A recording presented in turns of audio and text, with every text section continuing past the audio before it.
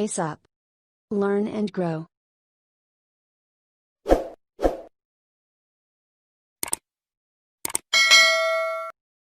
Hello friends, welcome to my channel pace up. आज हम देखने वाले हैं मेथड ऑफ टीचिंग का नेक्स्ट मेथड जो है क्वेश्चन आंसर मेथड, जिसको हम हिंदी में प्रश्नोत्तर विधि भी कहते हैं। आपने अगर मेरे प्रीवियस वीडियोस जिसमें मैंने बाकी मेथड्स डिस्कस किए हैं नहीं देखे हैं तो नीचे डिस्क्रिप्शन पर लिंक दे दिया, आप वहां जाकर देख सकते हैं। टॉपिक स्टार्ट करने के पहले अगर आपने मेरा चैनल अभी तक सब्सक्राइब नहीं किया है तो सब्सक्राइब कर लें ताकि आगे आने वाले वीडियोस की जानकारी आपको समय पर मिलती रहे और आप एग्जाम के लिए प्रिपेयर अच्छे से कर पाएं।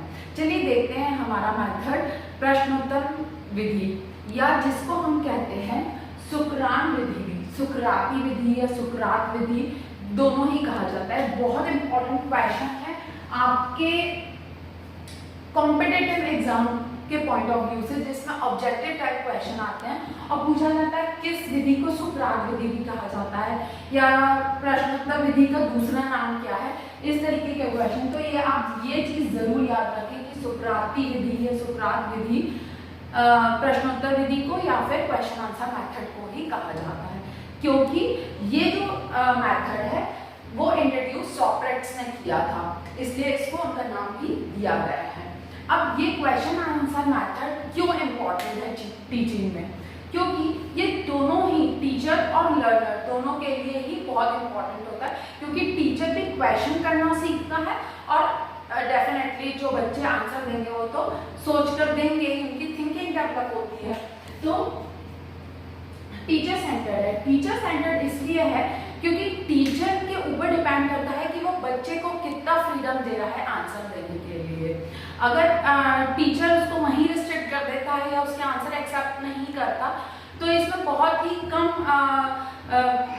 वैल्यू रह जाती है स्टूडेंट्स सेंटर्ड की, इसलिए इसको ज़्यादातर टीचर सेंटर्ड ही माना जाता है। क्योंकि जो आपके सॉक्रेटिस हैं जिन्होंने ये विधि दी हुई है या जिन्होंने ये मेथड दिया है वो खुद ही एक आइडियलिस्ट थे, और आइडियलिस्ट ज़्यादातर अपने आइडियलिस्टिक आंसर्स पर बिलीव करते हैं instead of activity based answer या स्टूडेंट सेंटर्ड टीचिंग पे। It is also known as Socrates method, ये बहुत इंपॉर्टेंट है। अब डेफिनेशन देख लेते हैं। The question is the key to all the education activity above the skill level. जब हम किसी से क्वेश्चन पूछेंगे तभी तो हम समझ पाएंगे कि उसकी अंडरस्टैंडिंग क्या है।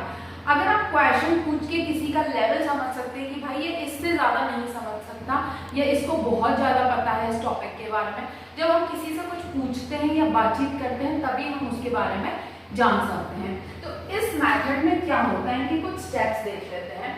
मेन इसको टीचर यूज करता है स्टूडेंट की अंडरस्टैंडिंग लेवल चेक करने के लिए। अंडरस्टैंडिंग लेवल चेक हो जाती है स्टूडेंट की। सेकंड, अगर पार्शियल आंसर भी कई बार बच्चे सही दे देते हैं, ऐसा नहीं कि वो एकदम अप टू डेट आंसर है, बट हाँ नियर बाय आंसर या पार्शियल आंसर भी वो दे देते हैं। और इस मेथड में टीचर को उनको अप्रिशिएट करके एक्सेप्ट करना चाहिए वो आंसर्स, और एक्सेप्ट करने के बाद उनको उनके क्वेश्चन आंसर को करेक्ट भी कर देना चाहिए अगर उनके आंसर गलत है या आधे सही हैं। If teacher does not know the answer, she should admit it.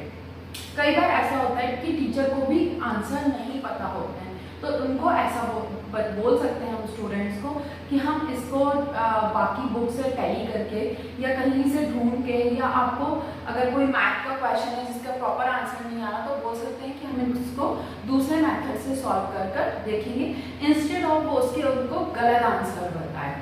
तो शी शुड एडमिट इट, मतलब उसे एक्सेप्ट करना चाहिए, पार्शियल आंसर एक्सेप्ट करना चाहिए, मैं बता चुकी हूँ। To check activeness of the student, of course जब हम किसी से क्वेश्चन पूछेंगे क्लास एक्टिव रहेगी, सभी लोग आंसर देना चाहेंगे, इन्वॉल्व रहेंगे टॉपिक के साथ, तो ये एक बहुत यूजफुल है क्लास को इन्वॉल्व करने के लिए। एक और हमें कुछ ही limited question related to the topic ही पूछना चाहिए। अब हम इसके मेरिट्स और डीमेरिट्स देख लेते हैं। सभी मेथड्स के मेरिट्स भी होते हैं, यानी एडवांटेजेस और डिसएडवांटेजेस भी होते हैं। इसके एडवांटेजेस देखते हैं। Can be use to teach any topic, कोई भी टॉपिक आप पढ़ा रहे हो आप उसमें क्वेश्चन आंसर मेथड का यूज कर सकते हैं। इवन आप एक छोटी कहानी भी सुना रहे हो तो आप उनसे क्वेश्चन आंसर कैरेक्टर्स के बारे में पूछ सकते हो या कोई भी उनसे रिलेटेड क्वेश्चंस कर सकते हो। Help to check the understanding of the student, of course जो हम ऑलरेडी डिस्कस कर चुके हैं। फ्लेक्सिबल है, आपको अपने टॉपिक के अकॉर्डिंग क्वेश्चंस बनाकर पूछ सकते हो बेस्ड ऑन साइकोलॉजिकल थ्योरी। हम स्टूडेंट की थिंकिंग को समझ के और फिर क्वेश्चंस पूछ सकते हैं।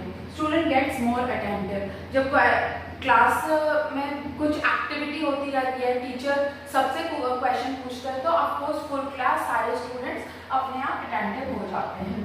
डिसएडवांटेजेस कुछ इस तरीके से हैं। समटाइम्स गेट बोरिंग, अगर हम बार बार क्वेश्चंस पूछते रहेंगे तो वो बोरिंग हो जाते हैं कई बार।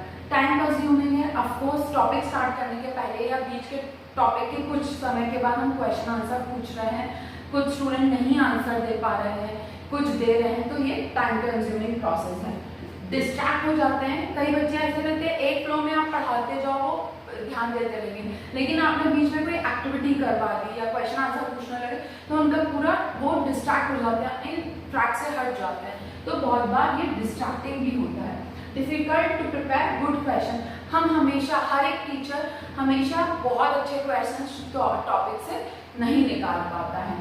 Not suitable for slow learners, slow learners के लिए सुटेबल नहीं है, क्योंकि जब उन्हें पहले का पूरा टॉपिक समझना आएगा तभी तो वो आंसर दे पाएंगे।